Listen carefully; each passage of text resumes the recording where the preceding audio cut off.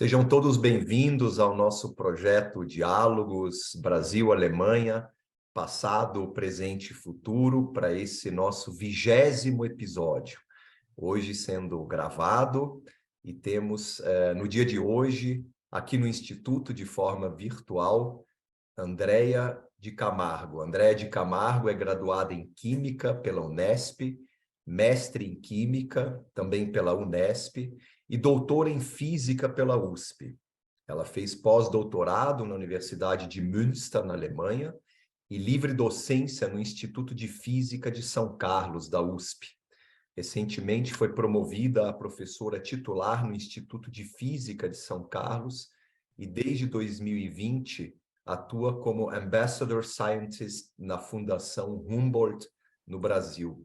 Seja muito bem-vinda, Andréia. Muito obrigado por ter aceito o convite para estar conosco hoje nessa entrevista, nesse nosso 20º episódio. Obrigada, Maurício. O prazer é todo meu contribuir aí para a série de diálogos. Estou ansiosa pelo nosso bate-papo. Então vamos lá, os nossos ouvintes e quem nos assiste, com certeza também, bastante ansioso para saber quem é a Fundação Humboldt. Então já começo com essa pergunta. O que é a Fundação Humboldt e como ela se diferencia das outras fundações de fomento à pesquisa? Perfeito. Então, a Fundação Humboldt é uma fundação alemã de fomento à pesquisa. Ela foi fundada em 1953 pela República Federativa da Alemanha, em homenagem ao cientista Alexander von Humboldt, que foi um descobridor, um polimata, um grande defensor da excelência e liberdade científica. E a nossa fundação tem como objetivos fomentar cientistas internacionais, mas também alemães, em diferentes estágios da carreira, a realizarem pesquisa de excelência na Alemanha e em outros países, em todas as áreas do conhecimento, né? De tal maneira que essa pesquisa, ou os projetos que são realizados, contribuam para o impulso da internacionalização e a divulgação da Alemanha como um local modelo para a realização de pesquisa científica e também para promover a cooperação com países emergentes, com países em desenvolvimento, né?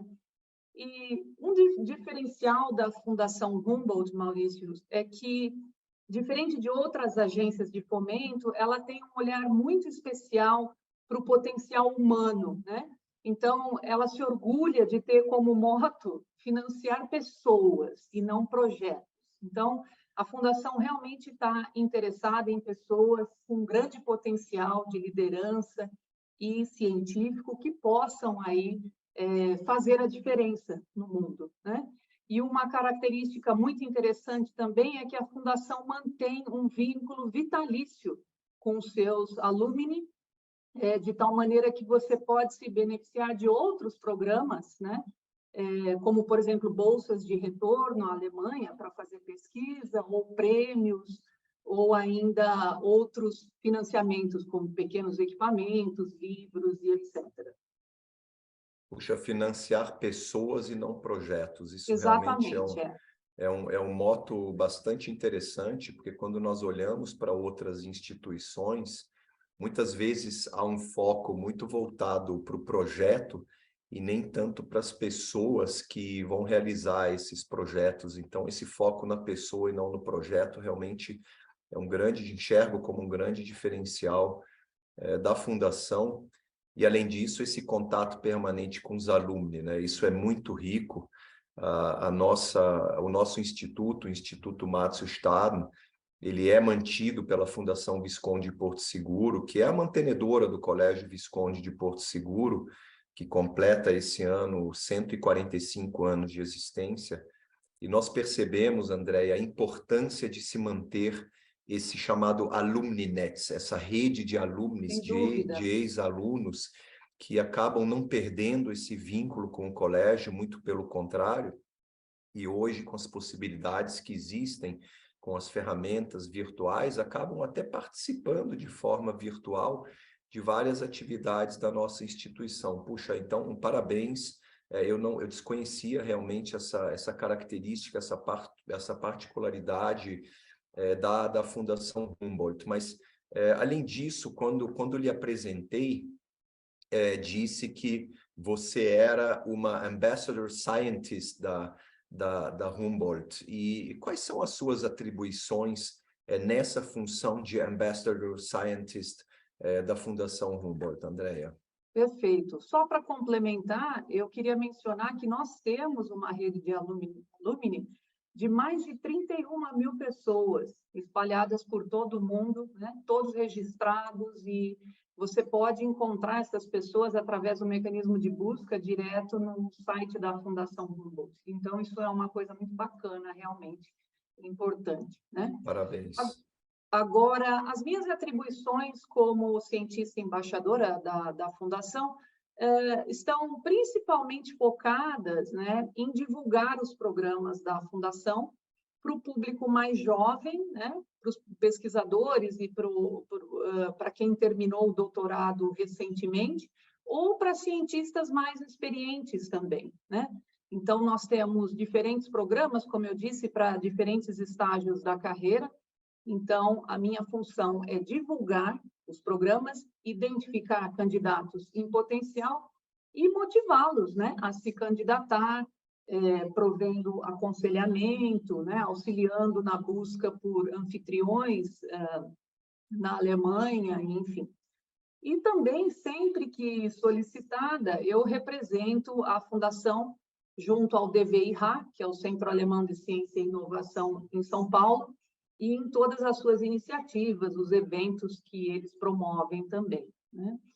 E, além disso, eu também atuo buscando oportunidades para promover a cooperação entre Humboldtianos aqui na América Latina, né? Então, o que a gente quer é unir esses Humboldtianos em torno de problemas que são comuns para países da América Latina. E nesse sentido, eu tenho um interesse muito especial em aumentar a participação feminina, ou seja, a candidatura de mulheres para os programas da Fundação Humboldt. Puxa, esse é um tema bastante interessante. Nós vamos falar já da participação feminina. Antes, eu gostaria de ressaltar primeiro o número de alunos, 31 mil, é um número incrível, realmente uma rede muito, muito forte, talvez um dos grandes ativos existentes. Nós percebemos isso na Fundação Visconde em Porto Seguro também, a importância dessa rede de alumni. Isso acho que vale para toda e qualquer instituição, mas 31 mil alunos realmente é um número considerável, é equivalente a um município de pequeno porte aqui no Brasil.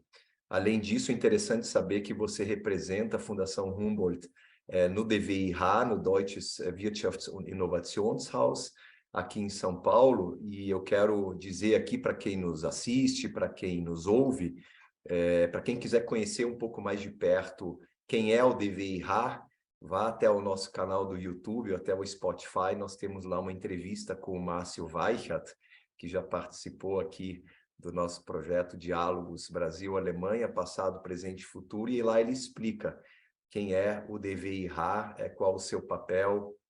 Foi uma entrevista também muito, muito bacana. Então, para quem quiser conhecer um pouquinho mais do DWIH, vá lá e busque em um dos nossos 19 episódios anteriores, nós temos uma entrevista com o Márcio Weichert.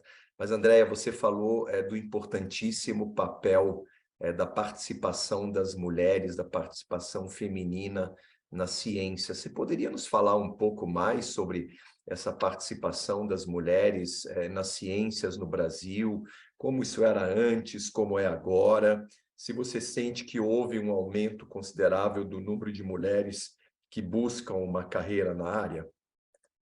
Vamos lá. Esse é um assunto realmente muito importante, muito caro para mim, Maurício. Bom, no Brasil, e isso não é exclusividade nossa, tá certo? No mundo todo, em geral, a participação das mulheres nas ciências é, em geral, visivelmente, comprovadamente menor do que a participação masculina, né? Então, isso é algo que a gente sabe bem. E, naturalmente, isso varia muito dependendo da área de conhecimento. Mas se você olhar para aquelas áreas que estão incluídas no que a gente chama de STEM, né? Science, Natural Sciences, Technology, Engineering e Matemática, então a discrepância torna-se gritante, uma minoria muito marcada, né?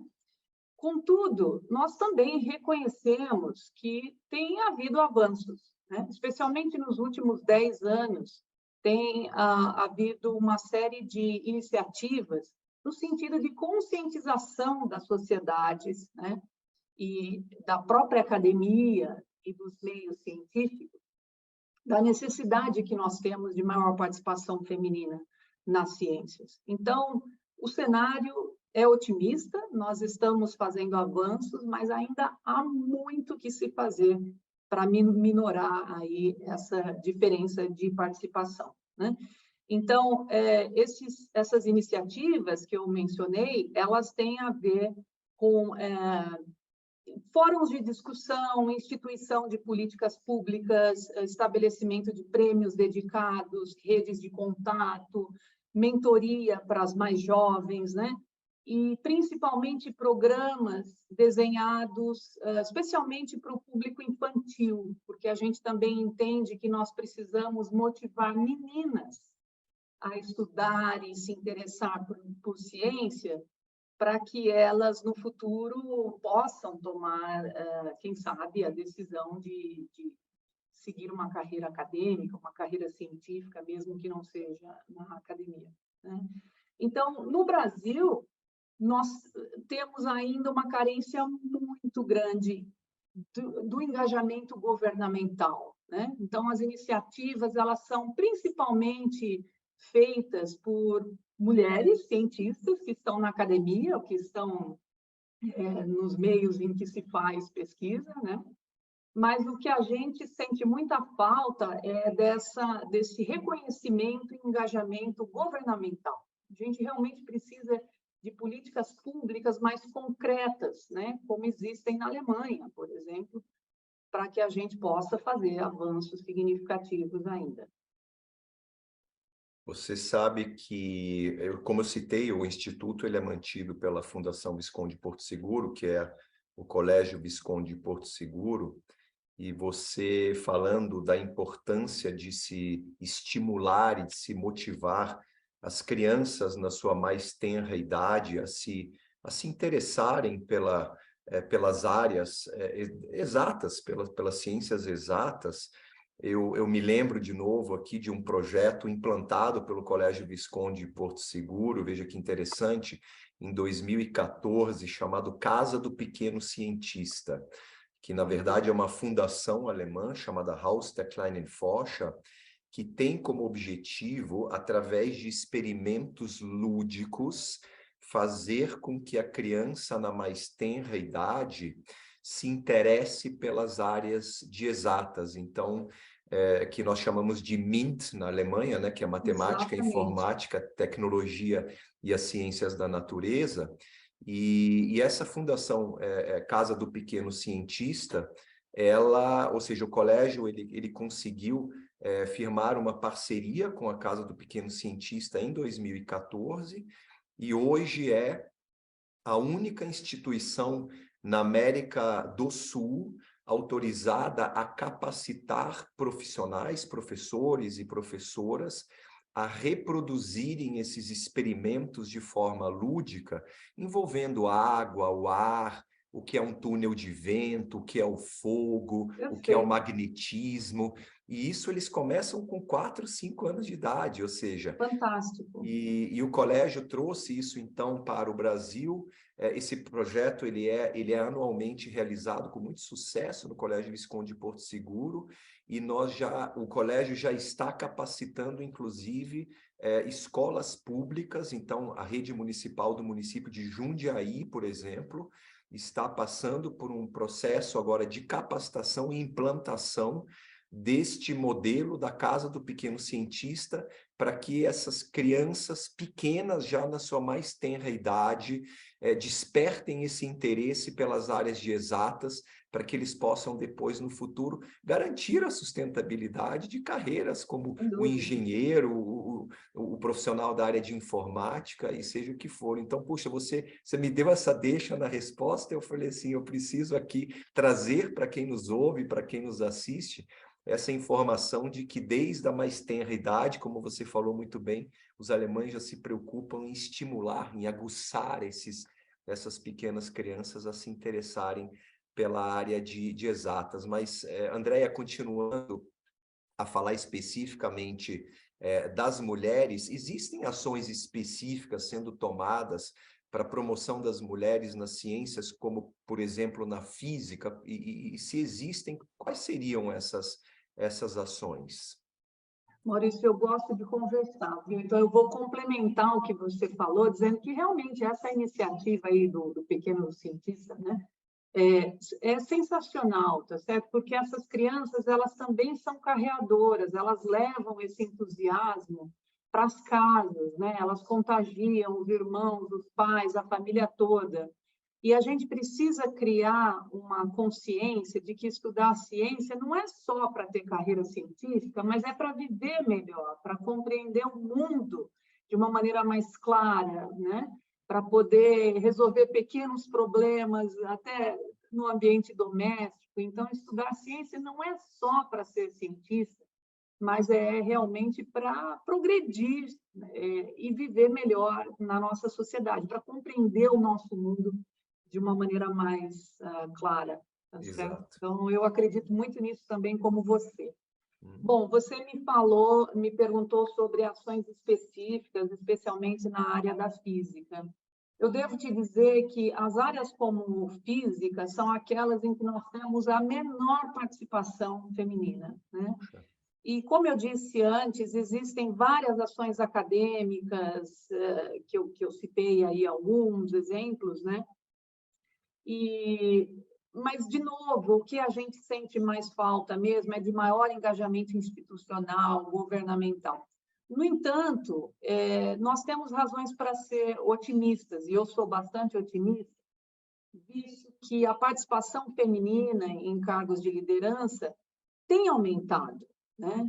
Então, a gente tem visto mudanças concretas. Por exemplo, atualmente nós temos aí mulheres presidindo a Sociedade Brasileira de Física, a Sociedade Brasileira de Química também, e a Sociedade Brasileira de Pesquisa em Materiais.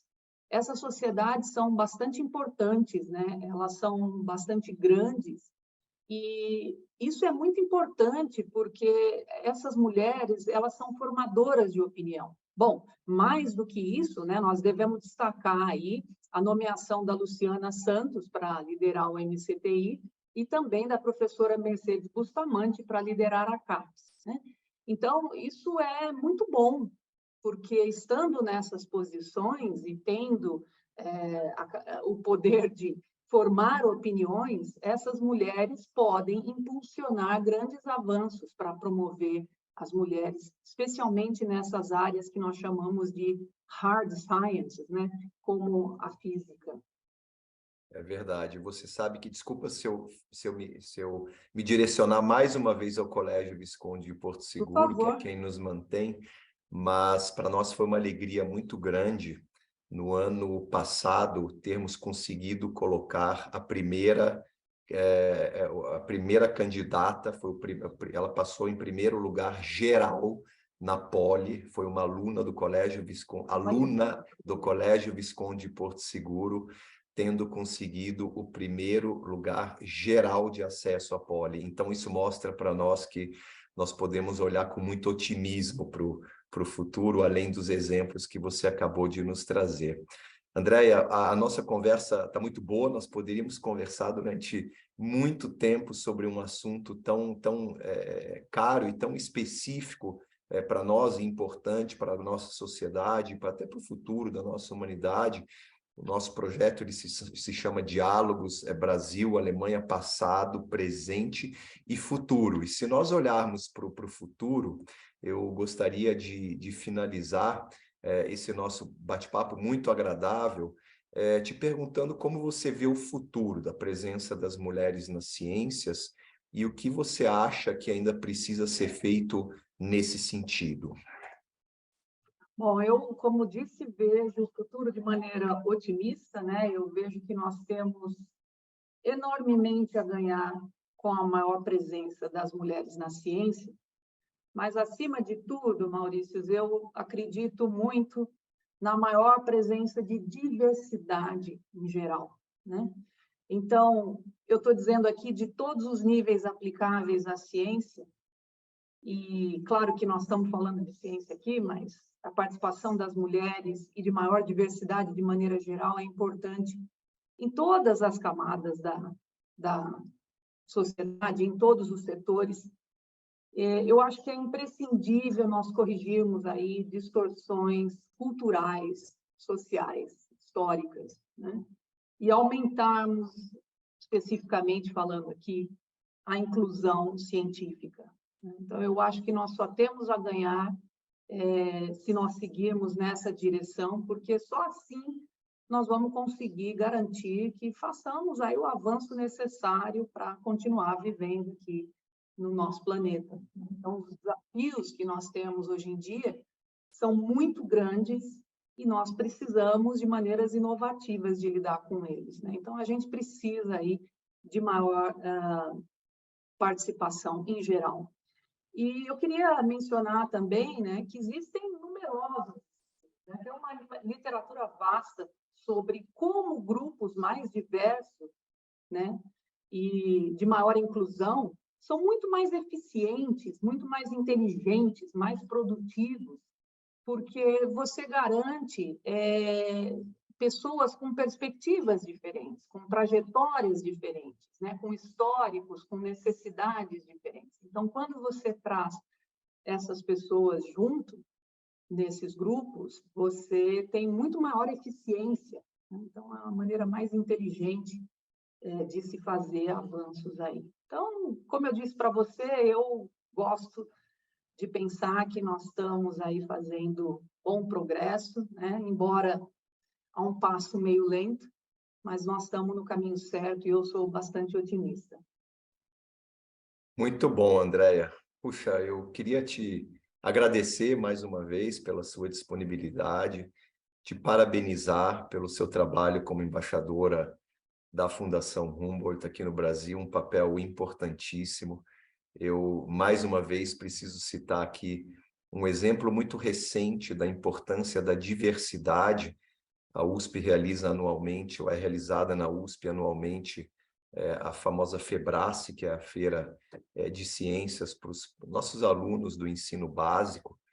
E para nós do Colégio Visconde de Porto Seguro, mantenedor do Instituto Márcio Stadler, foi uma alegria muito grande podermos ter tido, entre os 225 projetos selecionados para as finais, 2 projetos premiados, sendo que em um desses projetos uma aluna nossa do campus Panambi foi premiada com seu projeto, que envolve a criação de um protetor solar totalmente natural e biológico, e ela acabou sendo premiada com uma viagem que ela fará agora em julho para poder passar um mês em Israel, se eu não me engano, na Universidade de Haifa, fazendo uma pesquisa sobre um tema específico que ainda não foi definido, mas isso eu concluo dizendo isso porque isso demonstra a importância da diversidade que se tornou perceptível nessa FEBRACE, alunos do Brasil inteiro, das mais diversas origens, das mais diversas regiões, dos mais diversos colégios, independentemente do seu porte, dele ser privado, dele ser público, dele ser mantido pela indústria, dele ser mantido pelo comércio, alunos, alunas. Resumindo, foi um momento fantástico. Então, eu queria mais uma vez te parabenizar como embaixadora da Fundação Humboldt aqui no Brasil e dizer que para nós foi uma alegria, para mim especialmente, poder conversar com você hoje nesse 20º episódio do nosso projeto Diálogos Brasil-Alemanha, Passado, Presente e Futuro. Muito obrigada, foi um prazer enorme para mim também. Por favor, conte sempre com a gente, né? O que eu puder fazer para auxiliar, para melhorar a divulgação e contribuir com o Instituto também, eu estou sempre à disposição.